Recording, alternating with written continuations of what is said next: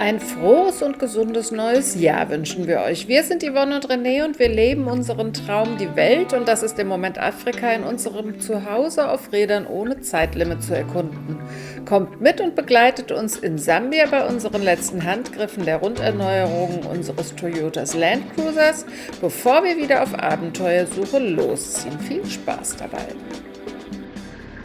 Nach einer Woche Arbeit lassen wir endlich mal wieder unseren wunderbaren Motor laufen. Wir müssen einkaufen gehen, ganz romantisch. Während der letzten 2 Folgen konntet ihr uns über die Schulter schauen, wie wir nach unserer Rückkehr aus Deutschland unseren Innenausbau, der uns beiden zumindest nie richtig gefallen hat, einmal von einer Saunalandschaft zu hell und modern foliert haben. Jetzt muss René noch die Federbuchsen tauschen und unsere aus Deutschland mitgebrachte neue Heizung montieren. Dies aber alles gut gestärkt nach einem Einkauf bei einem deutschen Metzger in Lusaka.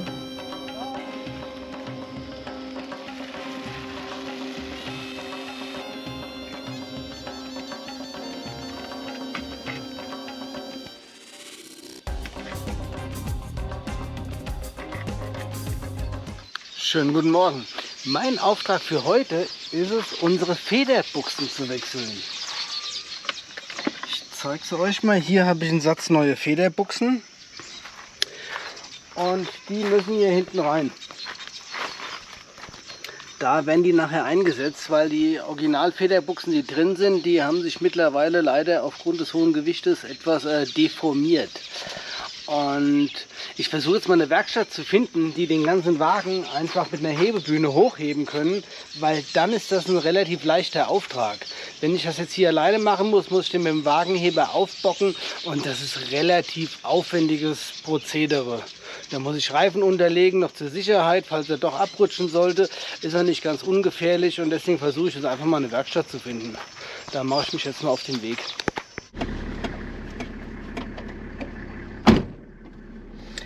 Auf den Weg heißt, ich fahre jetzt mal rein Richtung Lusaka. Das sind so ungefähr 10 Kilometer von hier. Und dort gibt es in der Eingangsstraße so einen Truckstop. Den haben wir gestern Abend schon gesehen, als wir vom Einkaufen zurückkamen. Und da, wie gesagt, probiere ich jetzt mal mein Glück. Hier ist jetzt ein Truckstop und jetzt frage ich mal, ob die hier hinten so eine Werkstatt haben. Das war natürlich ein Satz mit X. Die haben leider auch keine Hebebühne, die ich gerne hätte. Und bevor ich jetzt in irgendeine Werkstatt gehe, die da rumfuhrwerken, habe ich beschlossen, jetzt fahre ich wieder zurück auf unser Camp und dann mache ich es halt doch selber. Und der Federbuchsenwechsel unter dem Bereich die richtige Arbeit fällt, gehe ich jetzt erstmal einen Overall holen. Ready for Adventure. Es wird mal wieder technisch heute. Wenn euch das gefällt, dann haut doch jetzt auf den Abo-Button und fachsimpelt mit René über das, was er tut. Vielleicht kennt ihr ja andere Wege und wir antworten immer, wenn wir können. Ich halte mich auch zurück. Ja, da kann man schon mal ganz gut sehen, wie sich die Feder hier entlastet. Das sieht gar nicht so schlecht aus. Nun muss der Wagen ja deutlich höher, dass die Feder hier komplett frei hängt, damit ich die Buchsen überhaupt einsetzen kann.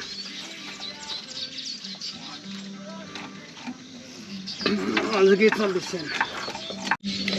So, der Reifen ist jetzt schon in der Luft.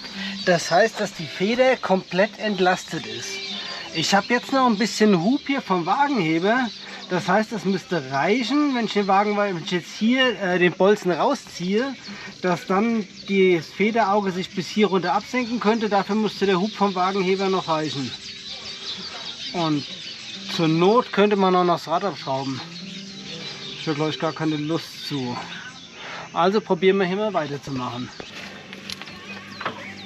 Und wie immer kommt es eine zum anderen. Reserverad muss runter, damit ich von innen überhaupt die Bolzen raushauen kann.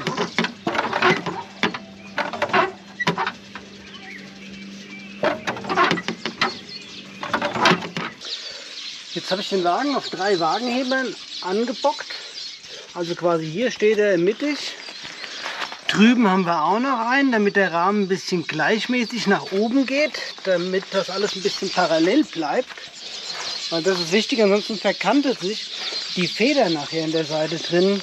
Hier hinten habe ich auch einen, um den Rahmen gleichmäßig zu belasten beim Anheben. Und du kannst auch immer ein bisschen nachjustieren. Jetzt fange ich mal mit denen an und versuche die mal rauszuholen.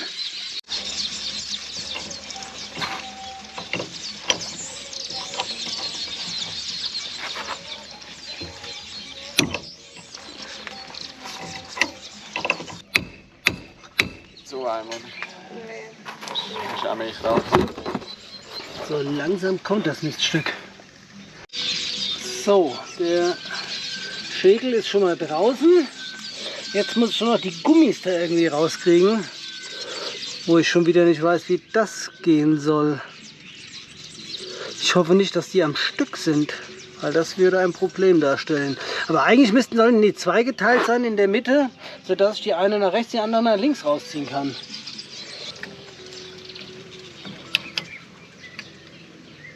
Na guck mal hier, die lässt sich sogar relativ einfach hier raushebeln. Da muss ich auch mal Glück haben. Zumindest nicht bis eben leicht.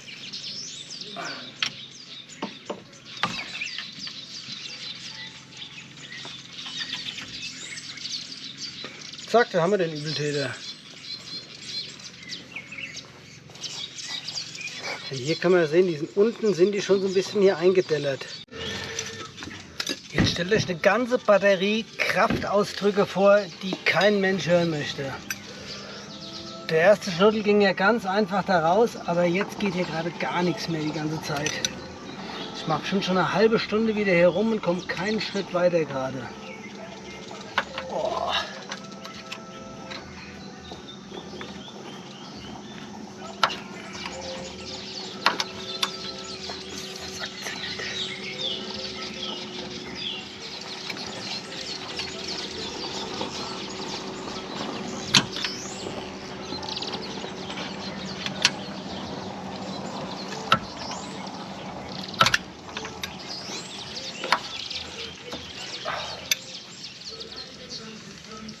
Boah, jetzt haben wir aber da, jetzt verliert das gute Stück.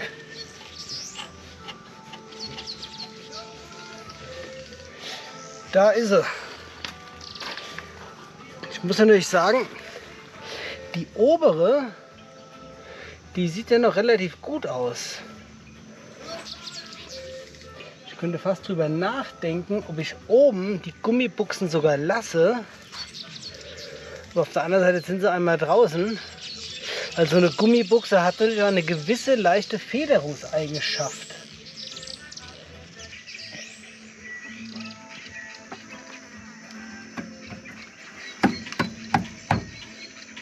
Geez, that's a good spring peck you got on this machine. Wow.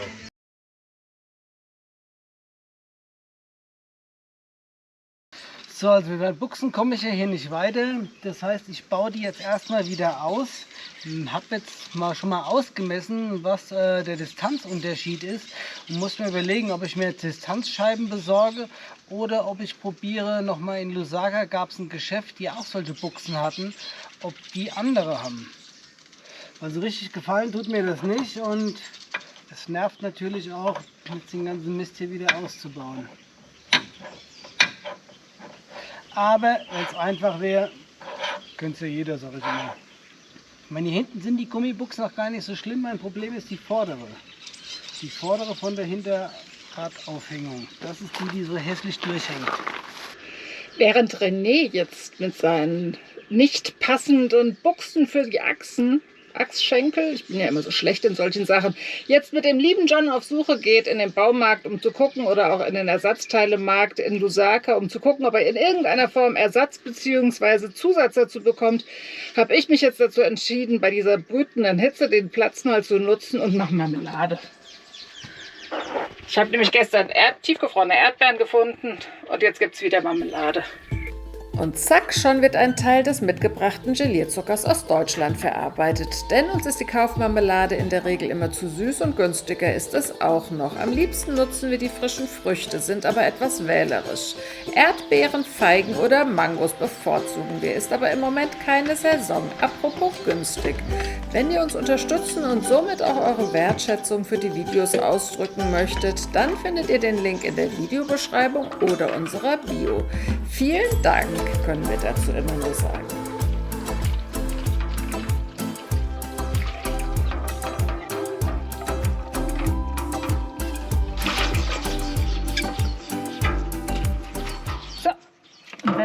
gleich macht, dann spart man auch noch Spülmittel. Dann ist es nämlich gleich mit heißem Wasser tico-taco sauber und so sind 2 Marmeladengläser voll. Fertig.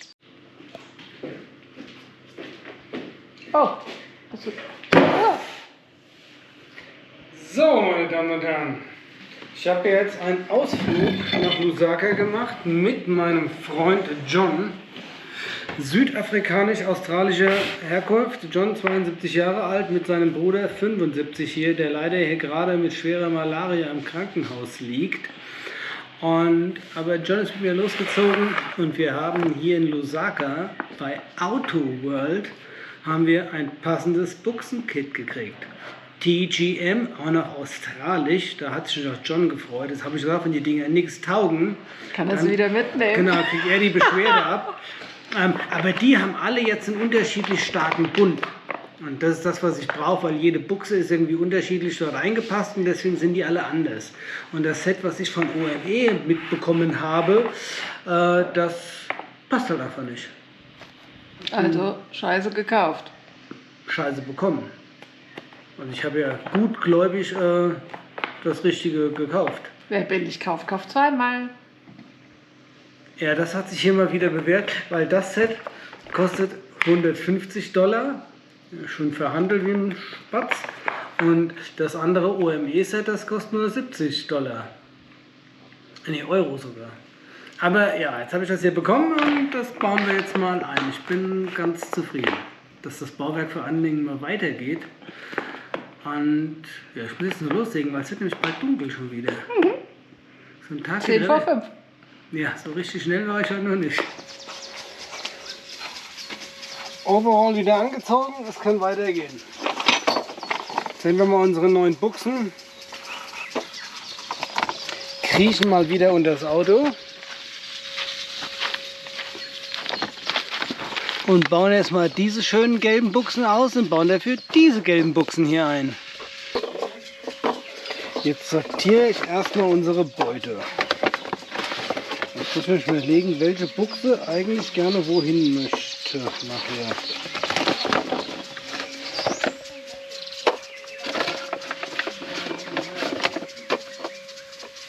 Das ist die.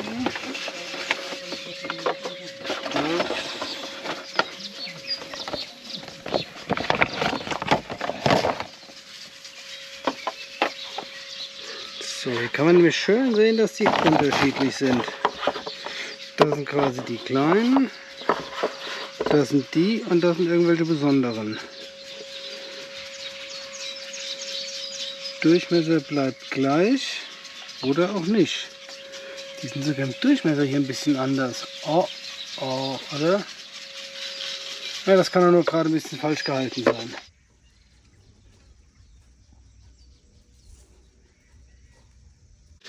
Kleiner Zwischenbericht. Die hinteren Buchsen habe ich ja jetzt drin. Samt Schäkel wieder, das ist eigentlich alles tipptopp geworden. Ich gehe auch davon aus, dass ich die richtigen Buchsen verwendet habe. Problem ist jetzt hier vorne, ich kriege die Buchse nicht aus dem Auge raus. Dazu muss die Feder noch deutlich ein Stück weiter nach unten. Jetzt habe ich mir hier einen Wagenheber noch besorgt. Habe den jetzt zwischen Rahmen und Blattfeder eingeklemmt. Und pumpe da jetzt mal auf kriminelle Art die Feder nach unten. Da muss man natürlich ein bisschen aufpassen, jetzt, dass das nicht um die Ohren fliegt. Aber ich sehe schon, ich habe jetzt gerade auch das Maximum, den maximalen Auszug vom Wagenheber erreicht. Das heißt, ich brauche einen neuen Plan. Ja, jetzt ist der Wagenheber am Limit. Also kriege ich das noch nicht weiter. War aber eigentlich ein guter Ansatz. Brauchen wir mal wieder einen Plan B. Ich bin schon mal vom Hund attackiert. Ich glaube, nur ein Werkzeug. Hilfe. Das ist mein Lappen, mein Freund. Mein Freund, du. Der beißt mir die Nase und leckt mich ab.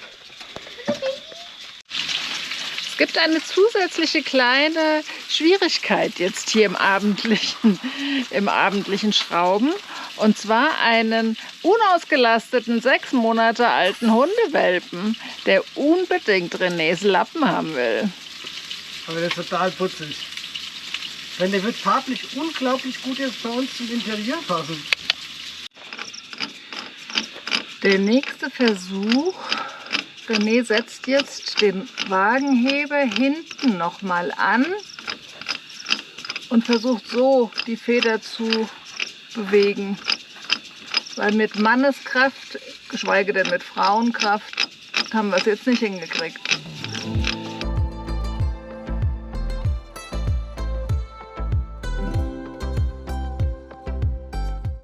Ein neuer Morgen, ein neuer Schraubertag. Mittlerweile kann man das sagen. Schönen guten Morgen. Teil 2, jetzt kommt die linke Seite. Buchsenwechsel. Schon soweit vorbereitet. Zack. Der ist schon mal draußen. Jetzt müssen wir nur noch wieder die Feder nach unten drücken, damit ich die neuen Buchsen reinmachen kann. Nur noch ist süß. Wir haben gestern bis um 8 Uhr in der Dunkelheit gekloppt gemacht und getan. Aber jetzt sind wir ja sowas wie trainiert. Jetzt haben wir die Technik raus. Hoffe ich, dass er heute auch genauso anwendbar ist wie gestern. African Bush Mechanic, Teil irgendwas. Das ist jetzt meine Feder nach vorne Schiebevorrichtung. Mit dem Wagenheber drücke ich jetzt über so ein Metallpinöppel da vorne, eine Metallstange, die an der Achse anliegt, drücke ich jetzt die Achse nach vorne, damit sie drüben in die richtige Position kommt. Und dann kann ich gleich mit Yvonne den Bolzen in die richtige Position schlagen. Jetzt gucken wir mal, ob das reicht. Und hier drüben müssen wir mal gucken, dass das Ding genau mittig sitzt. Wir kommen schon in die richtige Richtung hier. Wir sind hier noch ein bisschen zu hoch, nicht zu feste. Ding da eingearbeitet habe. So, einmal da drüben ein bisschen noch die Achse ein Stück vorkurbeln erst.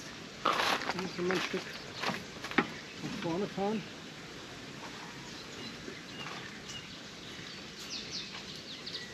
Du sagst Stopp. Ja. Gut, das reichen. Wo ist Ada? Da scheint sie. Ach, geht doch nichts darüber, einen kleinen Schwarzen zu schrauben. Und Feuer frei. Ah, wie das flutscht, ne? Das Ding oben auch richtig positioniert? Ja. Okay, reicht. Tipptopp, Nummer 1 sitzt. Jetzt kannst du dir überlegen, wie lange wir gestern dafür gebraucht haben. Nachdem der August jetzt die Federbuchsen am Toyota gewechselt hat, wird er tatsächlich jetzt noch mal gewaschen. Und das noch von Hand, also besonders schonend. Ich sage nochmal herzlichen Dank für diesen tollen Overall, der in guter Nutzung ist, in Ehre getragen wird Oh ja. und alle schmierigen Jobs übernimmt.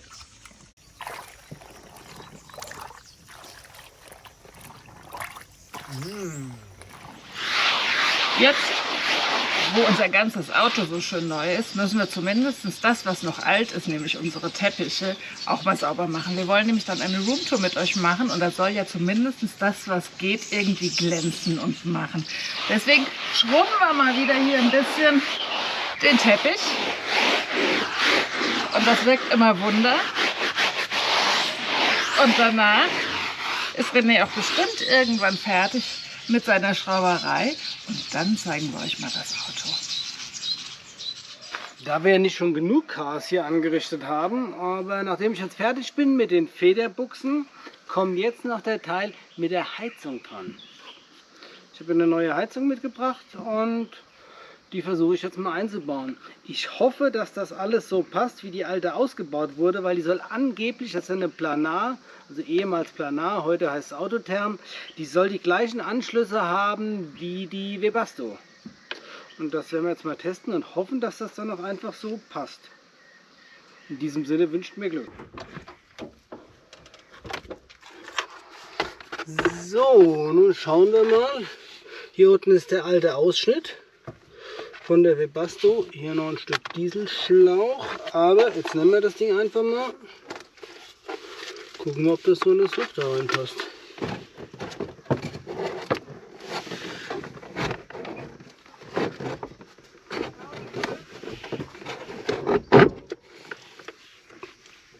sowas schon mal erlebt? Das flutscht tatsächlich einfach so da rein. Das ist ja tipptopp. Dann kriechen wir jetzt mal unter das Auto, gucken mal, wie das von da aussieht. Also tatsächlich, das passt 1:1. Da habe ich noch ein Loch frei. Ich muss mal gucken, ich habe ehrlich gesagt ganz vergessen, wo mein Kabelkanal lang lief. Das ist ein bisschen ein Problem. Aber das finde ich bestimmt auch noch. Jetzt mache ich als allererstes die Dieselpumpe, tausche ich aus, weil ich davon ausgehe, dass die unterschiedlich getaktet ist. Deswegen benutze ich nicht die alte. Jetzt habe ich erstmal überlegen müssen, welcher der Anschluss überhaupt für die Zuluft und für den Abgaskanal ist. Jetzt habe ich hier mal den Luftfilter, also den Luftansaugstutzen in der Hand. Schönes Plastikteilchen.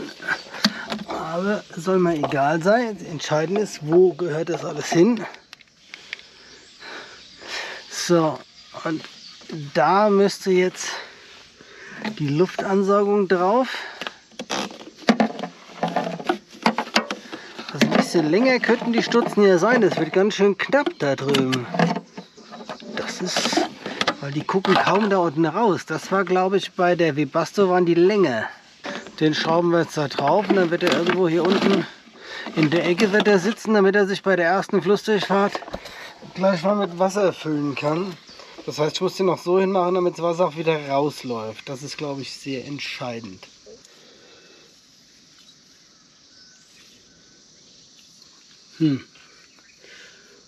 Richtungsanzeige gibt es hier nicht.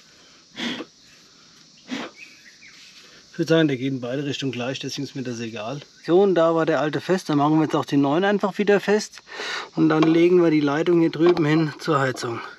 Halter ist dummerweise ein Winkel, aber meine Halterung müsste eigentlich gerade sitzen. Oder ich müsste ihn so montieren, aber da ist die Gefahr die ganze Zeit beim Fahren durch die Schwingungen, dass der dann reißt. Deswegen mache ich einfach den Winkel jetzt mal gerade und dann kann ich darüber dann anschrauben.